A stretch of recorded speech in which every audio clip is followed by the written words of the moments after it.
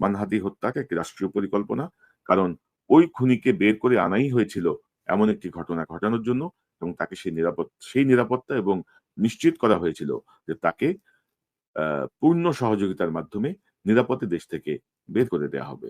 ওসমান হাদির এই হত্যাকারীর জামিনের যেই যে ধারাবাহিকতা, নিম্ন আদালত, উচ্চ আদালত, তার জামিনে বের আসা, তার দেশ থেকে পালিয়ে যাওয়া, একটা বিক্ষুব্ধ অ পরিস্থিতি, অ্যা ভাঙচুর, অগ্নিসংযোগ, এই দীপুকে হত্যা, অ্যা ফয়সলকে ভারতে পালিয়ে যাওয়া সবকিছু মিলিয়ে আপনারা কি বুঝতে পারছেন যে এখানে একটা রাষ্ট্রীয় ষড়যন্ত্রের ব্যাপার আছে?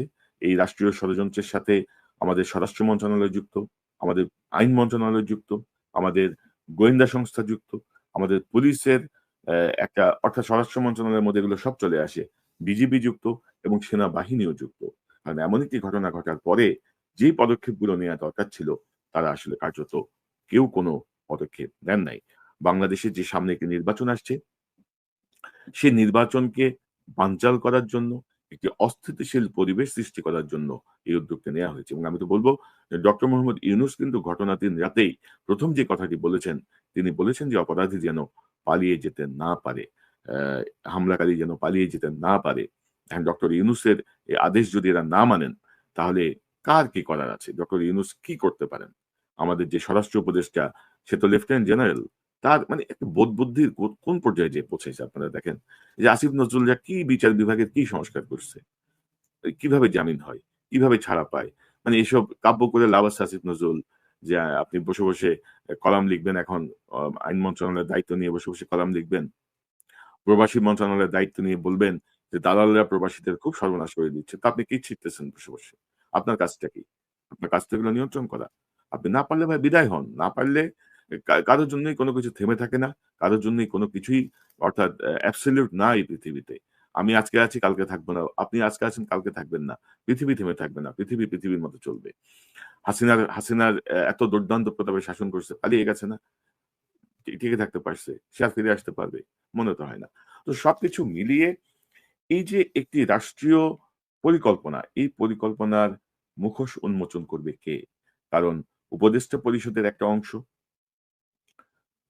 পুলিশের একটা অংশ, বিজিবির একটা অংশ, গোয়েন্দা সংস্থার একটা অংশ, সবাই এর সঙ্গে যুক্ত।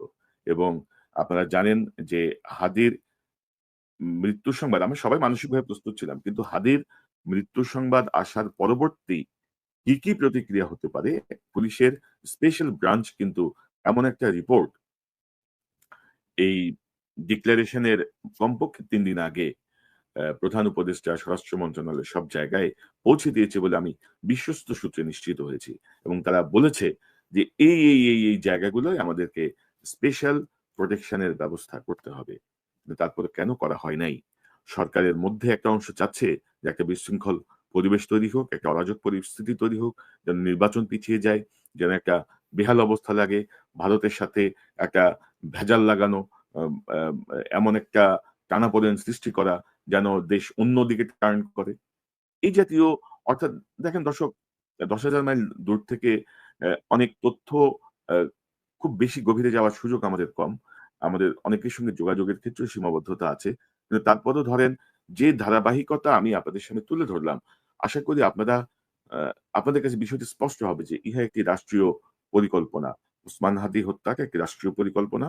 কারণ ওই খুনিকে বের করে আনাই হয়েছিল এমন একটি ঘটনা ঘটানোর জন্য এবং তাকে সেই নিরাপত্তা এবং নিশ্চিত করা হয়েছিল যে তাকে আ পূর্ণ সহযোগিতার মাধ্যমে নিরাপদে দেশ থেকে বের করে দেয়া হবে।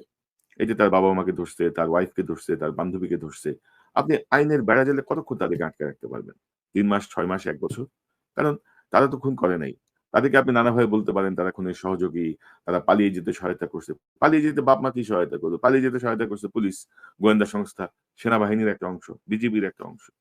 বিজিবির একটা ব্রিফিং শুনলাম যে ওই সীমান্তে যারা নাকি লোক পারাপার করে তাদের একজনকে তারা শনাক্ত করে তার বাসায় অভিযান চালায়। অভিযান চালায় বিজিবির ওই অফিসার তার বক্তব্যে বলছেন, "আমরা দরজা নক করছি।" দরজা নক করছে কিভাবে জানেন তো? "ওগো শুনছো? দরজাটা খোলো।" বলে যে, "আমরা দরজা বাইরে ০.৫ ঘন্টা দাঁড়িয়েছিলাম।" ইতিমধ্যে ওই তার স্ত্রী ওই আসামিকে ফোন করে বলে দিয়েছে, "পুলিশ, বিজিবি কিন্তু বাসায় চলে আসছে।" তো আপনি আপনি মানে কি আপনারা রং-ঢং করতে যান? রংঢং করতে যান, দরজা নক করে ০.৫ ঘন্টা দাঁড়ায় থাকবেন। এর মধ্যে তার বউ ফোন করে আসামিদের সতর্ক করে দিবে। এই ট্রেনিং পাইছেন আপনারা? এগুলো আমাদেরকে শিখান। এগুলো আমাদেরকে বুঝাইতে চান। কি বুঝাইতে চান আমাদেরকে? মামলার যে চার্জশিট, সেই চার্জশিট দেওয়া হয়েছে। সেই চার্জশিট দেওয়া হয়েছে আ ২৮শে ফেব্রুয়ারি, অর্থাৎ ২০শে ফেব্রুয়ারি আ আসামি জামিনে বের হয়ে গেছে।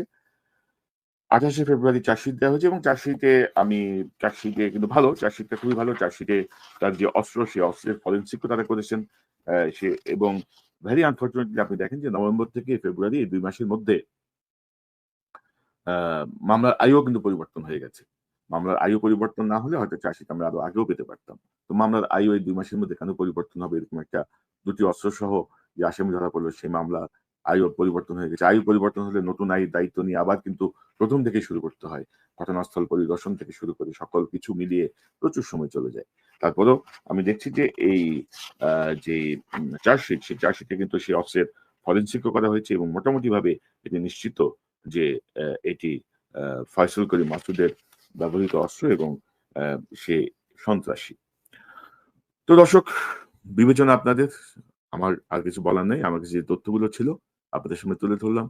সুশীলদের অনেক কথা শুনতে পারেন। সুশীল যাইতে এখন সরকারে বসে আছে। বিপ্লবের আ সঙ্গে সম্পর্কহীন কিছু ধান্দাবাজ গ্রুপ সরকারে বসে আছে এবং তার মধ্যে আসিফ নজরুল, রেজওয়ানা, স্বরাষ্ট্র উপদেষ্টা সহ একটা গং, মানে কি বলবো রে ভাই, ভয়ংকর অবস্থা করে ফেলতেছে। তারপরে দেখেন এই যে এই যে ওসমান হাদি হত্যাকাণ্ডের সঙ্গে আরেকটা অ্যাঙ্গেল হচ্ছে এই যে বিডিআর এর যে রিপোর্ট সাবমিট করা হয়েছে, সেই রিপোর্ট নিয়ে প্রত্যেকটা টেলিভিশন, প্রত্যেকটা পত্রিকা, প্রত্যেকটা আ অনলাইন গণমাধ্যম সোচ্চার ছিল, নানা বিশ্লেষণ হচ্ছিল, নানা কাজ হচ্ছিল। ওসমান হাদির এই হত্যায় কিন্তু সেটি সাবসাইড হয়ে গেছে সেটি। আর ওসমান হাদির এই গুলিবিদ্ধ হওয়ার পর থেকেই সার্বিক যেই রিপোর্ট বা সবকিছু মিলিয়ে কিন্তু আমরা মানসিকভাবে প্রস্তুত ছিলাম যে আমরা এমন একটি খবর পেতে পারি। আ হাদি পৃথিবীর মায়া ত্যাগ করে চলে যাবেন, এমন একটি আভাস আমরা পাচ্ছিলাম। তারপরেও সর্বোচ্চ চেষ্টা করা হয়েছে। তো শরীফ ওসমান হাদির এই মৃত্যুকে কেন্দ্র করে আমার মনে হচ্ছে যেন তৃতীয় পক্ষ, একে আবেগের জায়গা তো অবশ্যই আছে। একে তৃতীয় পক্ষ সুযোগ নেয়ার চেষ্টা করছে। অতীতে যেমন বিভিন্ন আন্দোলনে আপনারা দেখেছেন যে ইসকন থেকে শুরু করে আনসার বাহিনী বলেন, আ অটোরিকশা চালক সমিতি বলেন, নানা আন্দোলনে ছাত্রলীগ, যুবলীগ ঢুকে যেয়ে একটা ম্যাসাকার করার চেষ্টা করেছে। তো আমার মনে হয় যে এই জাতীয় কোনো সুযোগ যেন কেউ না পায়। পাশাপাশি আপনারা জানেন যে আমরা একটি অথর্ব সরকার কে বসিয়েছি। জুলাই বিপ্লবের পরে একটি অপদার্থ, অকর্মণ্য ছাগল সরকারকে আমরা দায়িত্বে বসিয়েছি। ১৪০০ ছাত্রের রক্তের বিনিময়ে একটি ছাগল আ আমরা কায়েম করেছি রাষ্ট্রীয় প্রশাসনে। যাদের উপর আমরা আস্থা রেখেছিলাম আ তাদের হচ্ছে এই অবস্থা এবং কি সবচেয়ে দুর্ভাগ্যজনক হচ্ছে ছাত্রদের যে প্রতিনিধি সেখানে ছিল, ধরেন নাহিদ তো কয়েক মাস পরে বের হয়ে এসছে। আসিফ মাহফুজ, তারা যে ছিল এই ছাত্র প্রতিনিধি যারা জুলাই বিপ্লবের প্রতিনিধিত্ব করছিল সরকারে, তারা পর্যন্ত জুলাই বিপ্লবকে সংহত করে নাই। জুলাই বিপ্লবীদের নিরাপত্তার ব্যাপারে কোনো কার্যকর পদক্ষেপ নেয় নাই।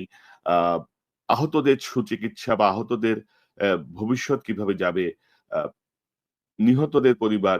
তো সবকিছু মিলিয়ে এখন আমরা দেখি যে মানে ক্ষমতা থেকে বের হয়ে এসে লাশের বদলা লাশ, হ্যান-ত্যান আবার ছেঁড়াছেঁড়ি শুরু করছে তারা। অথচ ক্ষমতায় যখন ছিল তখন তারা কিছুই করে নাই। তো এই জায়গাটি হচ্ছে আমার পর্যবেক্ষণ যে আপনি তখন কিছু কেন করলেন না? কার ইশারায় করলেন না? পাশাপাশি ধরেন ডক্টর ইউনূসকে আমি সমর্থন দিতে চাই। ডক্টর ইউনূসকে আমরা প্রধান হিসেবে, এই অন্তর্বর্তীকালীন সরকারের প্রধান হিসেবে আমি মনে করি যে তিনি থাকাটা গুরুত্বপূর্ণ বাংলাদেশের স্বার্থে। কারণ ভারতের যে থাবা, আগ্রাসী থাবা, সেই থাবা মোকাবেলায় ডক্টর ইউনূসের সামনে থাকাটা জরুরি। তবে তার সাথের যে অপদার্থগুলা, এই অপদার্থগুলাকে আমি তো মনে করি 80% কে বাতিল করে দেওয়া উচিত। এই আসিফ নজরুল বলেন, এই উম এ ওই যে নন কমিশন লেফটেন্যান্ট জেনারেল জাহাঙ্গীর বলেন, আ রেজওয়ানা বলেন, আরো যা আছে এগুলো সব বাতিল করে দেওয়া উচিত। মানে এগুলা কোন জাতেরই না। এই উপদেষ্টাদের মধ্যে কোন জাতের মধ্যেই পড়ে না। তারপরে ডক্টর ইউনূস উনার যে নিরাপত্তা উপদেষ্টা বসাইছে, উনার যে প্রতিরক্ষা উপদেষ্টা বসাইছে, এগুলার কাজ কি? আপনারা এই পর্যন্ত সেনাবাহিনী যে মাঠে আছে ম্যাজিস্ট্রেসি পাওয়ার নিয়ে, ফুল ম্যাজিস্ট্রেসি পাওয়ার নিয়ে মাঠে আছে। আজকে যে কমিশন থেকে বের হয়েছে সেও ম্যাজিস্ট্রেসি পাওয়ার এর আওতাভুক্ত। অর্থাৎ ম্যাজিস্ট্রেসি পাওয়ার এর যেই বিধান, সে বিধানে দেখা যাচ্ছে মানে ঘোষণা সরকারের, সেই ঘোষণা অনুযায়ী কমিশন প্রাপ্ত সবাই ম্যাজিস্ট্রেসি পাওয়ার রাখে। তো এ কি মানে গত ৯ মাস মিনিমাম তারা ম্যাজিস্ট্রেসি পাওয়ার উপভোগ করছে। কিন্তু একটা আওয়ামী লীগের সন্ত্রাসী অ্যারেস্ট হয়েছে, একটা দুর্বৃত্ত অ্যারেস্ট হয়েছে। তারা লোক দেখানো যে মানুষ গাঞ্জা খায়, মদ খায় এগুলা নিয়ে শো অফ হচ্ছে। সেই পুরান শো অফ।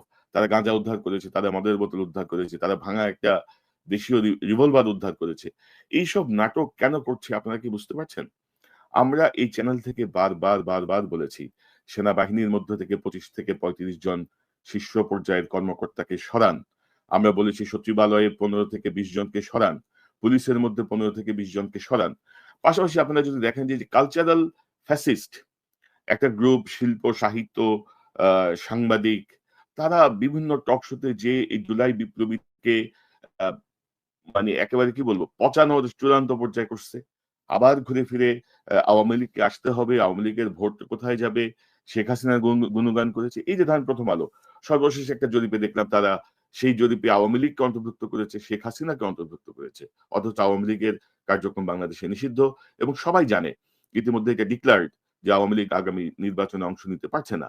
তো হাসিনা মৃত্যুদণ্ডপ্রাপ্ত আসামি। তো তোরা এই আওয়ামী লীগ হাসিনাকে কি কারণে জরিপে ঢোকায় জরিপ করস? মানে এই মতি আর মাহফুজ যে কত বড় বদমাশ এটা বাংলাদেশের মানুষ ইতিমধ্যে জানে। মানে তাদের জন্য কাউকে ঘোষণা দিতে হবে না। তো মানুষের মধ্যে যে ক্ষোভ এবং আপনি জানেন যে এই মতি বলে নাই মাহফুজ কিন্তু 111 এর সময় 111 এর পরবর্তী সময়ে এসে মাপ চেয়েছিল যে আমি ডিজিএফআই নির্দেশনা অনুযায়ী সংবাদ দিতাম।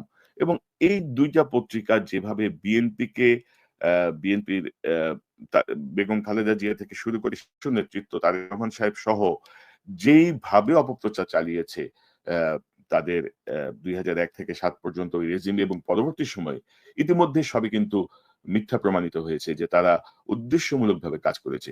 তো একটা ক্ষোভ থাকতেই পারে। কিন্তু সেই ক্ষোভের বহিঃপ্রকাশ কিন্তু অগ্নিসংযোগ না। সেই ক্ষোভের বহিঃপ্রকাশ কিন্তু ভাঙচুর না এবং আনফরচুনেটলি অ্যা জুলাই বিপ্লবের বিপক্ষে অবস্থান নেয়ার পরেও এই জুলাই বিপ্লবের সুবিধাভোগী উপদেষ্টারা এই অপদার্থ উপদেষ্টাগুলা কিন্তু ঘুরে ফিরে 'প্রথম আলোর' বিভিন্ন প্রোগ্রামে গেছে। 'প্রথম আলো ডেইলি স্টারকে গ্লোরিফাই করেছে। তারা তাদেরকে সমর্থন দিয়ে গেছে। এই যে ধরেন হাসিনা এবং আওয়ামী লীগকে নিয়ে যে জরিপ, সেই জরিপের পরবর্তী কি সরকারের পক্ষ থেকে কোন জবাবদিহি চাওয়া হয়েছে? যে নিষিদ্ধ ঘোষিত এই দলকে কেন তোমরা জরিপে আনতেছো? কেন তোমরা অন্য খেলা খেলছো? কালচারাল ফ্যাসিস্ট যারা ক্রমাগত টকশোতে যেয়ে জুলাই বিপক্ষে হাসিনার পক্ষে কথা বলেছে। মাহফুজ আলম তো তথ্য উপদেষ্টা ছিল। তথ্য উপদেষ্টা কি কোন ধরনের কোন পদক্ষেপ নিয়েছে? বরং তথ্য উপদেষ্টা বাংলাদেশ টেলিভিশনে ওই ইউনূসের যে পদত্যাগ নাটক একটা হয়েছিল মাঝখানে, তার আদলে ওই আইন আদালত খ্যাত রেজাউর রহমান তিনি একটা শো করতেন বাংলাদেশ টেলিভিশনে। ওইখানে এক প্রধান শিক্ষকের পদত্যাগ সংক্রান্ত এরকম একটা নাটিকা বানানো হয়েছিল। সেই নাটিকাকে ডক্টর ইউনূসের পদত্যাগ নাটককে ব্যঙ্গ করা হয়েছে বলে মাহফুজ বিটিভিতে সে প্রোগ্রাম বন্ধ করে দিয়েছে। তো মানে আমাদের সাথে তো নাটক করে লাভ নাই রে ভাই। এবং আমি তো বলব যে বর্তমানে জুলাই বিপ্লবকে এগিয়ে নিয়ে যাওয়ার জন্য এই আসিফ মাহফুজ এদেরকে বাদ দিয়ে নতুন নেতৃত্বকে নিয়ে সামনে এগিয়ে আসেন। এরা অলরেডি টাকা পয়সা খেয়ে ঢোল হয়ে গেছে। এরা অলরেডি জুলাই বিপ্লবের সঙ্গে প্রতারণা করেছে। কারণ দায়িত্ব পাওয়ার পরে তাদের যে ভূমিকা থাকার কথা ছিল সেটিতে তারা ছিল না। তারপরে যে আসিফ নজরুল আপনি যদি দেখেন যে একটা দেশের মানে মানুষের ক্ষোভের জায়গাগুলো ছিল কি? হাসিনার এই দুঃশাসনের ক্ষোভের জায়গা কি? আমাদের পুলিশ বিভাগ, আমাদের বিচার বিভাগ। আপনি যদি পুলিশ এবং বিচার এই ২ টাকে যদি আপনি ঠিক করতে পারেন, পুরো দেশ অটোমেটিক ঠিক হয়ে যায়। আর আর্মি যদি আপনি ঠিক করতে পারেন। এই ৩ টাই ছিল হাসিনার মূল হাতিয়ার। তো এখন অন্তর্বর্তীকালীন সরকার ক্ষমতায় আসার পরে আর্মিতে কোন পরিবর্তন করছে? আপনাদের মনে হয় কোন পরিবর্তন আসছে আর্মিতে? কিচ্ছু আসে নাই। ২ টা মাল বসে আছে। একটা নিরাপত্তা উপদেষ্টা, একটা সামরিক বিষয়ক উপদেষ্টা। তো কি করছে তারা? তাদের ভূমিকা কি? ওয়াকারে পাত্তা দেয় তাদেরকে? ওয়াকার ইউনূসরে পাত্তা দেয়? ইউনূস তো ওয়াকারের ভয়ে কম্পমান। মানে মনে হয় আরকি যে এই কার্যক্রম আমরা দেখি কম্পমান। উনার মনে হচ্ছে যেন উনার ৮৭-৮৮ বছর বয়সী ইউনূস আর কি চায়? মানে আমি এটাই বুঝতে পারছি না। তারপরে আমি ইউনূসকে এখনো এই ক্রুশিয়াল মোমেন্ট গুলো আমি ইউনূসকে সমর্থন দিতে চাই। তবে আমি মনে করি এই আসিফ নজরুল গংশ একটা বিশাল গ্রুপ তিনি বের করে দিন। আমরা এই চ্যানেল থেকে কিন্তু বলেছি, বারবার বলেছি, ভাই সেনাবাহিনীর যারা দায়িত্বশীল অফিসার, দক্ষ অফিসার যাদেরকে শেখ হাসিনা বিভিন্ন অজুহাতে অন্যায়ভাবে চাকরিচ্যুত করেছে তাদেরকে আপনার এই আপৎকালীন সময়ে পুলিশের একটা দায়িত্ব দিন। পুলিশ বাহিনীর মধ্যে হাসিনা যাদেরকে চাকরি থেকে সরিয়েছে, হাসিনা যেসব পুলিশ কর্মকর্তাকে, যেসব কনস্টেবল পদে যে নিয়োগে যেসব জায়গায় সর্বশেষ পর্যায়ে এসে এর বাড়ি গোপালগঞ্জ না, এর চাচা আওয়ামী লীগ, এর শ্বশুরের ভাই আওয়ামী লীগ, এর শালার সম্বন্ধী আওয়ামী লীগ, আওয়ামী লীগ না বিএনপি, জামাত, এইসব করে যাদেরকে চাকরিচ্যুত করেছে ভাই তাদেরকে আপনারা নিয়োগ দিয়ে দেন। আমাদের পুলিশে যেই ভ্যাকুয়ামটা তৈরি হয়েছিল, যেসব ফ্যাসিস্টদের সহযোগী পালিয়ে গিয়েছিল, সেই জায়গাটা পূরণ করার জন্য বারবার অনুরোধ করা হয়েছে এবং এরকম এক দৃষ্টান্ত আছে। জিয়াউর রহমান সাহেব দায়িত্ব নেওয়ার পরে এরকম বহু আর্মি অফিসারকে, অবসরপ্রাপ্ত আর্মি অফিসারকে, পুলিশ অফিসারকে পুলিশে কিন্তু কোঅপ করেছিলেন তাদের এবং তারা খুব সাকসেসফুলি সে পরিস্থিতিটাকে নিয়ন্ত্রণ করেছিল। তো এখন ধরেন প্রবলেমটা হচ্ছে যে এই অপদার্থ সরকার কোনো কথা নিজেরা বোঝেও না, কিছু বুঝাইতে গেলেও বুঝে না, বরঞ্চ পেছনে লাগে। আবার যখন তারা খাদায় পড়ে, আবার যখন তারা আটকায় কোনো কিছুতে তখন আবার মানে তাদের গলার সুর নরম হয়ে যায়, অন্যরকম অবস্থা হয়ে যায়। এবং আপনি যদি দেখেন মানে আমাদের অবস্থা হচ্ছে একটা সঙ্গীন অবস্থা। যখন আপনি বিপদে পড়বেন তখন আমরা আব্বা, যখন আপনি বিপদ থেকে উদ্ধার হয়ে যাবেন তখন আমরা হচ্ছি শালার পুত। এই হচ্ছে গিয়ে অবস্থা। তো যাই হোক আমরা কোনোভাবেই কিন্তু কোনো অ ভাঙচুর, বিক্ষোভ, অগ্নিসংযোগ সমর্থন করছি না। দয়া করে আপনারা সবাই শান্ত হন। ৩য় পক্ষকে সুযোগ দেবেন না। এবং আপনারা যদি আরেকটা জিনিস দেখেন যে গত পরশুদিন আ ভারতীয় দূতাবাস ঘেরাওয়ের একটা কর্মসূচি ছিল।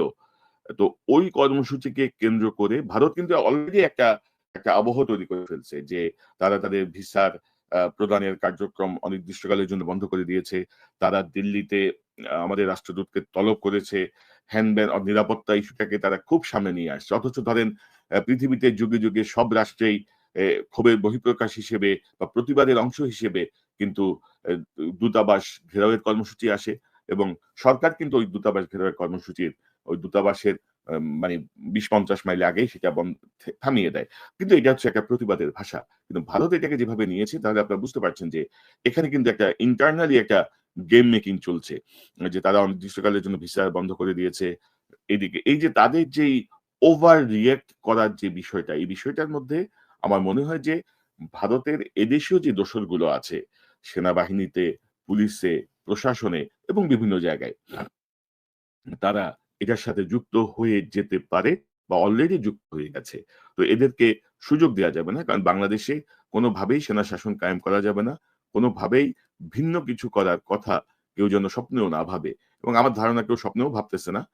যদি কারো মানে আত্মহত্যা করার খায়েশ না জাগে, সে কিন্তু এই জাতীয় কোনো পদক্ষেপে যাবে না।